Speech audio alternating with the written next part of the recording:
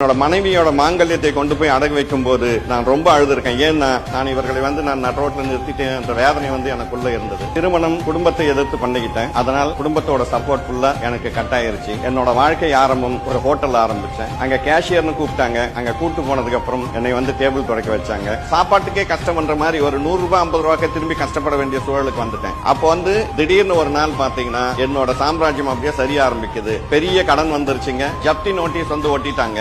அந்த சமயத்துல பாத்தீங்கன்னா குடும்பம் கலங்கி நிக்குது. கடைசி வரைக்கும் இருப்பாங்கன்னு நினைச்ச நண்பர்கள் எல்லாம் பாத்தீங்கன்னா வீட்டுல இருக்கிற பொருளே எடுக்க ஆரம்பிச்சு அவங்க கொடுத்த சின்ன சின்ன கடனுக்காக வீட்டுல இருக்கிற சின்ன சின்ன பொருட்களை எல்லாம் எடுக்கிறாங்க. நான் வீட்டுல இருக்கிற டைனிங் டேபிள், சோபா, என்னோட குழந்தைங்க சின்ன சின்ன குழந்தைங்க அவங்களுக்காக ஒரு பெரிய மீன் தொட்டி வாங்கி வச்சு அதுல மீன் வளர்த்திருந்தாங்க. அந்த மீன் தொட்டியில இருந்து அந்த மீன்களை எல்லாம் கொட்டிட்டு அந்த மீன் எல்லாம் துள்ளுதுங்க. அப்படியே அந்த மீன் தொட்டியை தூக்கிட்டு போயிட்டாங்க. ஆனா அவங்களுக்காக நான் கிரெடிட் கார்டுலயும் ஹோட்டல்ஸ்க்கும் அவங்களுக்காக நான் செலவு பண்ணது எத்தனையோ லட்சங்களை கூட தாண்டி இருக்கலாம். அந்த அளவுக்கு நான் அவங்களுக்கு உதவி பண்ணிருக்கேன்.